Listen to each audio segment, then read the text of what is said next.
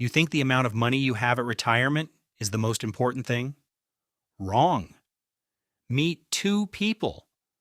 Both have exactly $2 million at retirement. Both invest in the same portfolio. Both withdraw the same amount every year. One person's money lasts 30 years. The other person's money runs out in just 12 years. What's the difference? Not the amount. It's the order. Today I'm going to show you the one thing 90% of people ignore when planning for retirement. And by the end of this video, you'll know exactly how to protect your money. When we plan for retirement, we use a simple formula. If my average return is 10% and I withdraw 4% every year, my money will never run out. That math sounds right, but it's hiding a huge mistake because the market never gives you the average return every single year. Sometimes plus 25%, sometimes minus 15%, sometimes plus 8%. And that order, that sequence, matters more than the average itself. This is called sequence of returns risk. Let's look at real numbers. Investor A retires in 2000 with $2 million. Investor B retires in 2010 with $2 million. Both withdraw $80,000 every year, a 4% withdrawal rate, the standard rule most financial planners recommend. Investor A's case.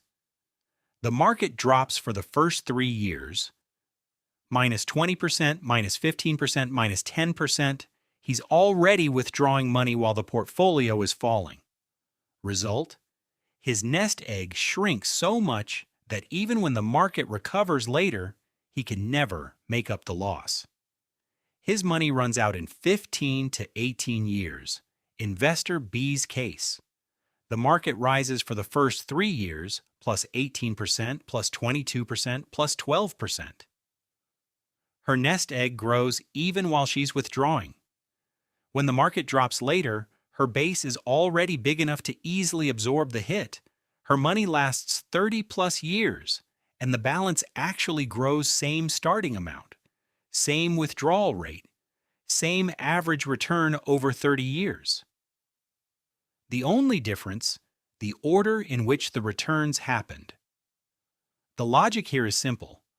When you're withdrawing money and the market is falling, two things happen at the same time.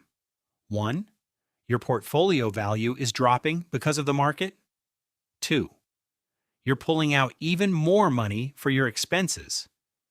This combination, a double hit, permanently damages your nest egg. Because when the market eventually recovers, that recovery is happening from a much smaller base. Here's a simple way to understand it. If you have $100 and it drops 50%, you're left with $50. Now, if it goes back up 50%, you don't return to $100, you only reach $75. Now add withdrawals into that mix, and the problem gets even worse. Now let me give you 4 real practical strategies to protect yourself from this risk. Strategy 1. Flexible withdrawal rate. Divide your money into 3 buckets. Bucket 1, 2 to 3 years of expenses, in cash/CDs, safe, liquid. Bucket 2, 5 to 7 years of expenses, in bonds/debt funds, medium risk. Bucket 3, everything else, in equities, long-term growth. When the market falls, you withdraw from bucket 1, leaving your equities untouched. Strategy 2. Flexible withdrawal rate. Don't blindly follow the fixed 4% rule. When the market performs well, withdraw a little more. When the market is down, cut your withdrawal by 1 to 2% that year. Strategy 3. Reduce early withdrawal dependency. In the first 5 years of retirement, if possible, keep your withdrawals low, or supplement with part-time income. This is the danger zone where sequence risk matters most. Strategy 4. Diversify the timing. If you're still employed and your retirement date is flexible, factor in market conditions. If you're about to retire right after a market crash, wait 1 to 2 years if you can. Visual.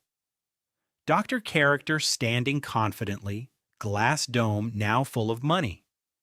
So remember this, running out of money in retirement isn't just about saving too little. Often the real reason is the order in which your returns happened and how you planned your withdrawals around it. The amount matters, but sequence matters just as much, maybe even more. If this video was valuable to you, hit like and subscribe to the channel because every week we break down real, practical financial concepts that were never taught in school. Let me know in the comments. At what age do you want to retire? And had you ever heard of sequence of returns risk before this? See you in the next video.